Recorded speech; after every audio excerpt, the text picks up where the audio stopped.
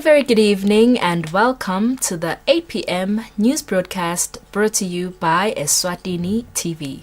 My name is Nondobego Nzapkelwago and I am together with Nomakabiso Ngambule. Let's take a look at tonight's headlines. Princess Kalo has officially launched the construction of an over 200,000 Nemalangeni soup kitchen at Sikwe constituency. The Minister for Natural Resources and Energy says it is important for farm owners to respect the rights and dignity of farm dwellers. Government needs 309 million emalangeni to strengthen the health sector in the kingdom. The news in detail.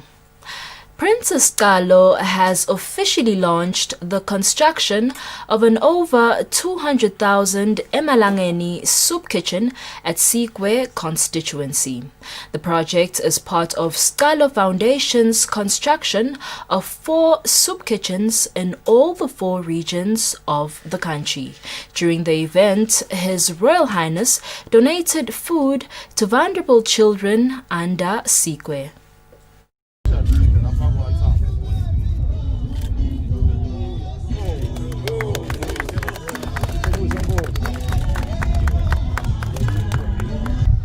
His Royal Highness turning the sword to officially launch the 250,000 Malangeni soup kitchen, whose construction has been sponsored by Eswatini Royal Insurance Corporation.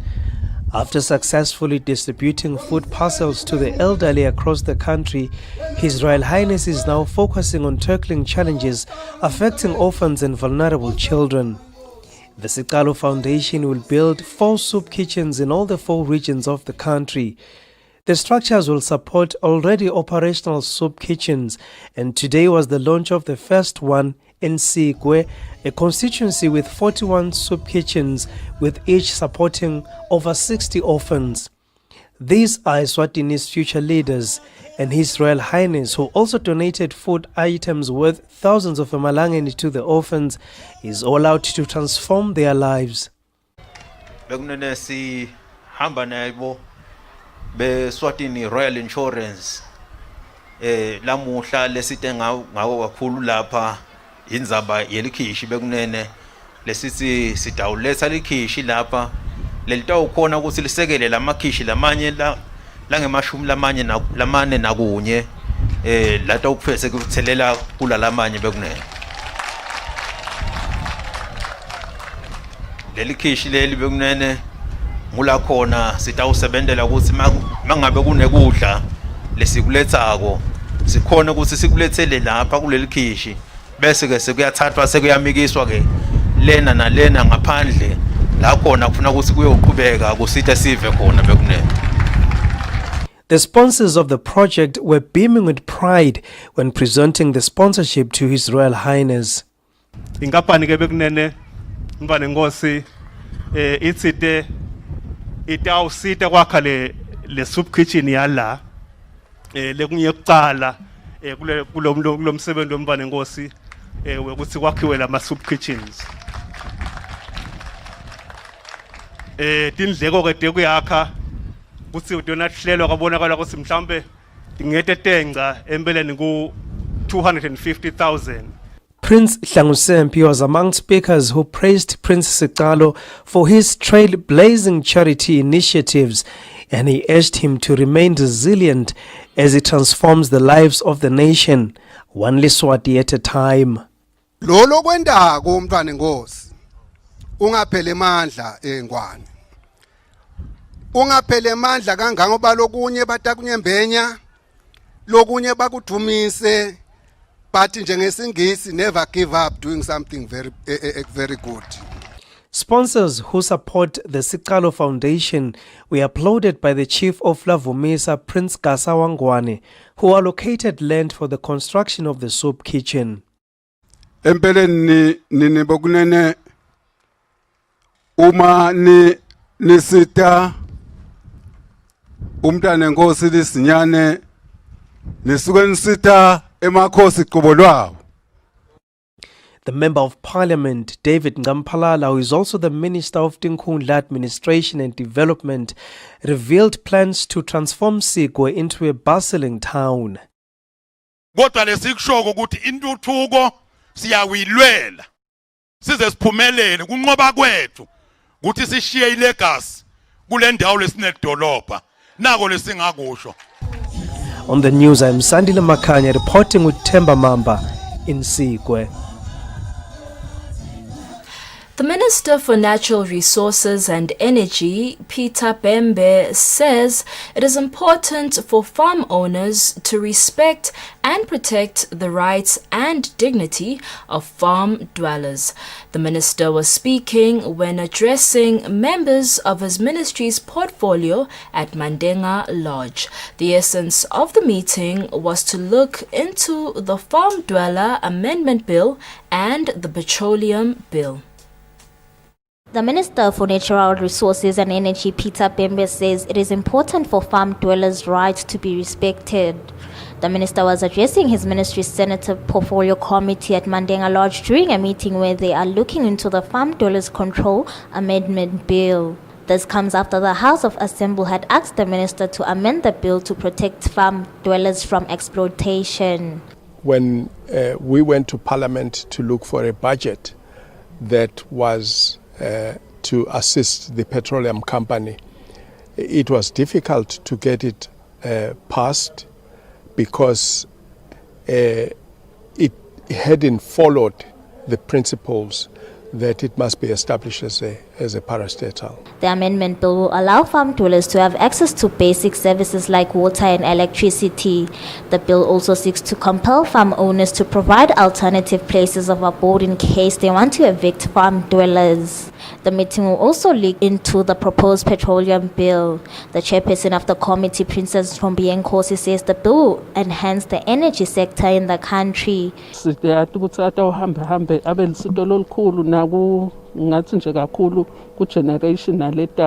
bill will also see the establishment of an oil reserve fund in the country.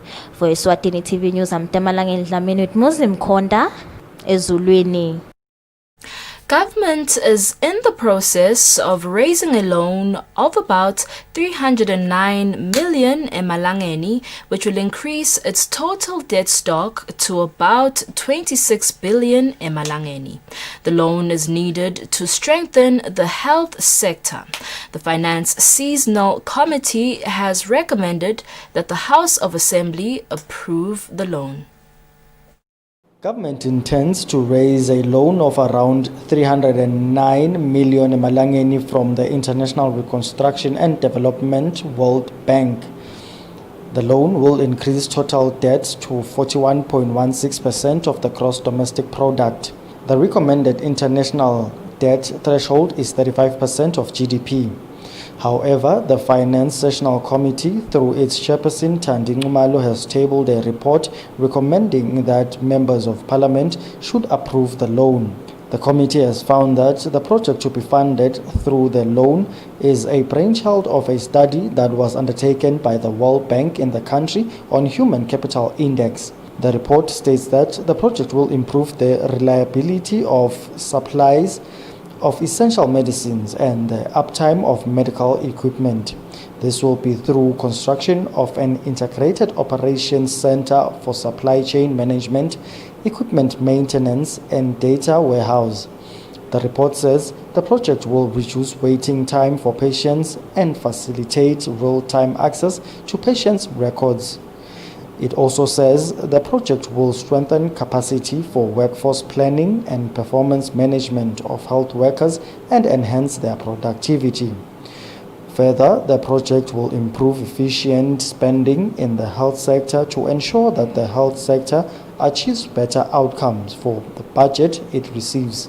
The report states that the loan will be repaid in 25 semi-annual installments after a 5-year grace period. For Eswatini TV News, Themgos Mavimbela, Lobamba.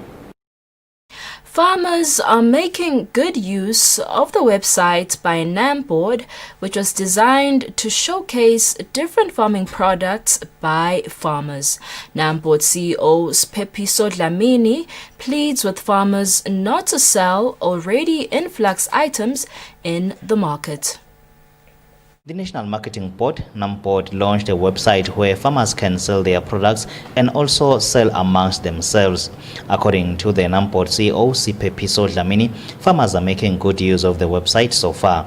He says the elderly as well can ask their children to assist them in selling using the latest technology. We have had several encounters from farmers of the older generation asking, how do I get into this? And luckily, we have tried to infuse it such that their children are able to take over and run their businesses in agriculture, which we commend extensively. The second aspect outlying to that is that the future belongs to the youth, and agriculture has to be innovative enough to embrace the youth, a problem that we have been trying to address as government and all the entities under government. When I come to the actual AMIS program itself, we created AMIS with some foresight, which we needed to comprehend and include in the program. One of them was to get the entire farming community into a formation that they would be able to interact, bring their produce, learn of produce in the markets, and the markets coming to sort of influence of takes and prices. The second one was the actual essence of an AMIS to be an interactive program whereby the farmers, the retailers, the other markets come into the actual play and present an interactive program where they buy, they sell, they raise problems, so that as NAMPORD will be providing core facilitation. It is the Ministry of Agriculture's vision to reduce on imports and be self-productive on most projects. For Eswatini TV News, I'm Kian MCB, Manzini. The Republic of China, Taiwan, is pleased with the different products from Eswatini that were showcased at Taiwan's Giftnery and Culture Trade Show this past week. This was said by Eswatini Investment Promotion Authority's Head of Trade, Bongani Njangase. Eswatini, through the Eswatini Investment Promotion Authority (IPA) and TAITRA, which is Taiwan Trade, facilitated the participation of Eswatini in Giftnery and Culture Creative, which is Taiwan's largest trade shows aimed at showcasing innovative and trendy products from around the world. The trade show ran from the 5th till the 8th this month. Some of Eswatini's products that were showcased include tissue products, handicrafts, natural oils, soaps, furniture and leather products. IPA's head of trade, Bongani Njangase, says the exhibition went well and local products were loved by Taiwanese. It was a handcraft and gift exhibition that was happening. So we had companies like Dinzaba Craft which participated. Companies or organizations like the Leather Association of Eswatini. We had Mavuso Angwane Craft, we had the Soap Factory, Sikelo Garments, AST Traders, and a number of other companies which had sent their products to Taiwan for the exhibition. We all know because of COVID-19, we no longer, traveling is restricted, let me just put it that way. So when these exhibitions are being hosted, we send our products from Eswatini, and we then ask our counterparts from the other side of the world to actually do the exhibition for us. In this particular case, we received positive feedback from those who were assisting us with the exhibition, and there is quite a number of companies and countries that showed interest in products from Eswatini. We will be making follow-ups with the contacts and the linkages that will be made, and also we'll be following up with the companies to make sure that orders are actually delivered. The event forms part of Eswatini's efforts to deepen trade relations with Taiwan under the Economic Cooperation Agreement that was signed in 2018. For Eswatini TV News, I'm Kian MCB, visuals from IPA. The Matapa Town Council is pleased with the level of payments of rates by Matapa residents. The council saw an increase in the payment of rates this year as compared to the last financial year. This is according to the Town Council's communication officer, Babegile Dlamini, during a draw for ratepayers. The Municipal Council of Matsapa is happy with the rate of the payment of rates by the residents of Matsapa. The Town Council's communications officer, Babegile Dlamini, says they saw an increase in the payment of rates compared to the last financial year. By the end of June, we were able to collect 29,407,920 in rates. But when you compare it to our extension now in the 30th of from the 31st of October, we were able to collect 29,781,050. The council had a draw today where they awarded the ratepayers. But due to the COVID pandemic that everyone was facing, everyone was affected economically. As we know, some businesses had to close, shut down for that certain period, and that has affected a number of people.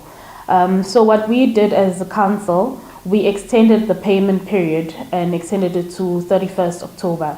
This allowed our ratepayers to have some time to put together some money and basically encourage them to pay their rates in full. So for the competition today, we just only had a draw, which was represented by Matapa Ratepayers Association, Virginia Dlamini, who came in and who was the one picking the names from the bucket. It was exciting to see the number of people who were able to pay, looking at the number of names that were in the bucket.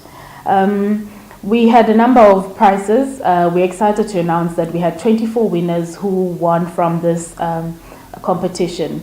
This tells you a lot about the number of people who were able to actually pay their rates. Just to take you through the prizes, we had a first prize, which was a Wi-Fi subscription of 9,000. The second prize was DSTV subscription, which is worth 6,000. The third prize was a tablet worth 4,000. Most municipalities are faced with the challenge of the non-payment of rates, whereas Matsapa Town Council is happy with their residents as they are able to pay their rates accordingly. These rates play a major role for them in the maintenance of towns, maintenance of roads, as well as the development of the country generally. For Eswatini TV News, I am Kian MCB, Matsapa. Following the rise of reported abuse cases in the country, the Eswatini Action Group Against Abuse says it'll do all things necessary to ensure that the Kingdom of Eswatini is free from gender-based violence and all kinds of abuse.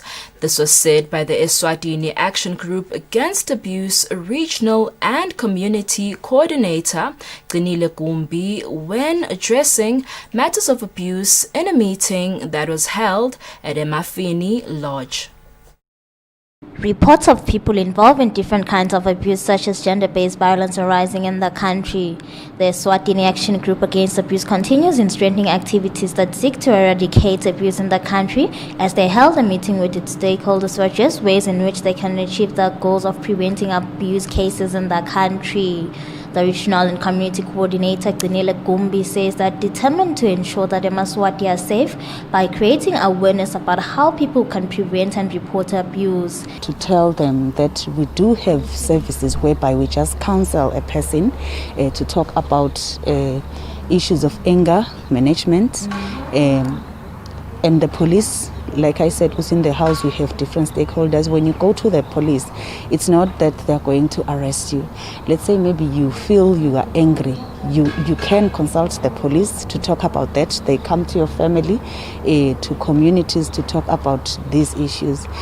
So it would be just to invite every Swazi out there to seek counseling services if you feel you cannot control your temper. Or in 2016, the United Nations called upon all countries around the world to stand up against matters of abuse and ensure those affected get the justice they deserve. For Eswatini TV News, I'm Temalang Dlamini with Musim Konda, Emafini. The cybersecurity group says Android users should update their Google Chrome search engines on their mobile phones. This is because a bug that enables a third party to hack Android phones has been discovered. This has been said by a member of the group, Ndeni Nhlabati. The security threat, which has been found to affect Android Google Chrome users, has been identified as the CVE 2020-16-010. Phones that use Android operating system include Samsung, Huawei, and Nokia. The vulnerability is said to allow hackers to remotely use Android phones. These hackers can hack the mobile devices for different reasons. So serious is the threat that some media reports say that around half of Android users globally were vulnerable to the threat at one point. This happens at a time where the country is in its Cyber Awareness Month.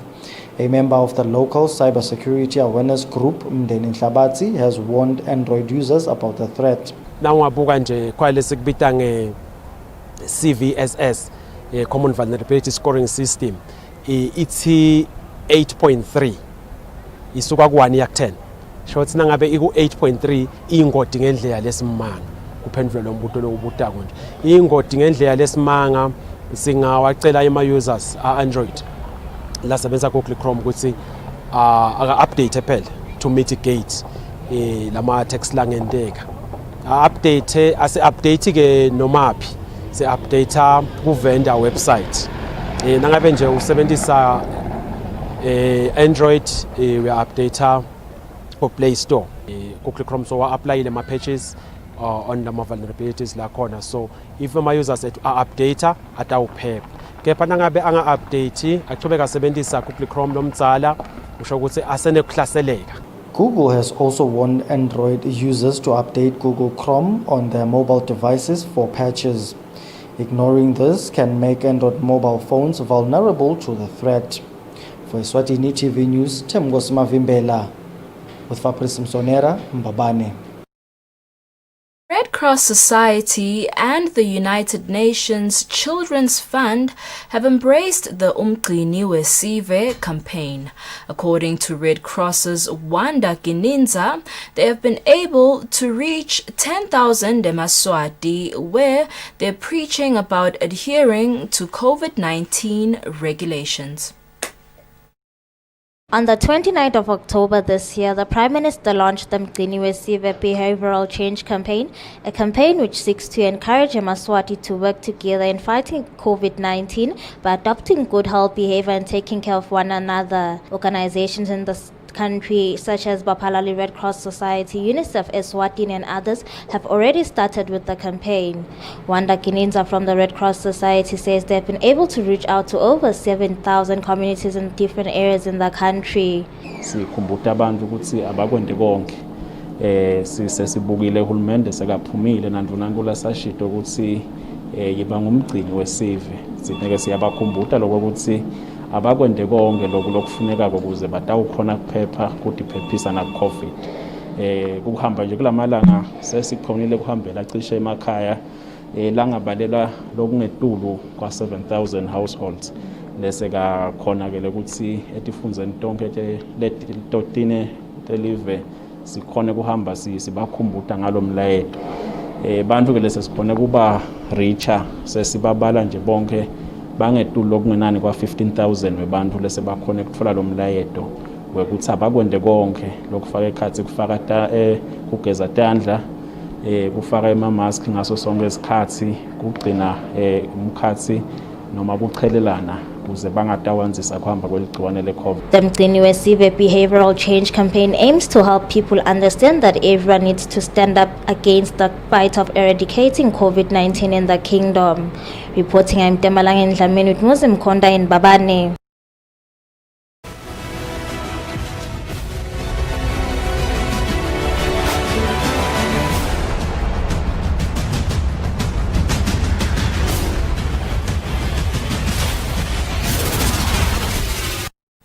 In our sports news today, national team Slangu Semnigati star Felix Badenhorst says the manner in which the current training preparations are progressing gives them hope that they will collect maximum points when they face Congo this coming Thursday in the AFCON qualifiers. Slangu is already in Congo, where preparations continue for the game on Thursday.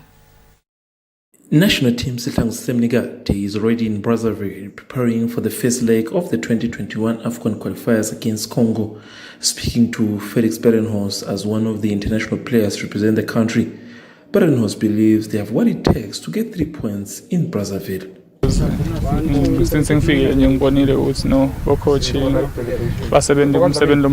Badenhorst says the level of preparations, especially when it comes to fitness of the players, is very high in the camp. What the coaches are instructing them to do is what is giving them all the belief that they will collect maximum points. So we hope we will see in Congo, even though I came in for in a long time, but the game will be played this coming Thursday at 5 p.m. local time, with the second leg to be played in Eswatini next week Tuesday. For Eswatini TV Sports, Fabrice Msonera, Babane. We've come to the end of our news bulletin, but before we wrap up, let's take a quick recap of the headlines. Princess Kalo has officially launched the construction of an over 200,000 Emalangeni soup kitchen at Sikwe constituency. The Minister for Natural Resources and Energy says it is important for farm owners to respect the rights and dignity of farm dwellers. Government needs 309 million emalangeni to strengthen the health sector in the kingdom. Eswatini, that is all the news we had for you tonight. Up next is the weather forecast. Good night and God bless.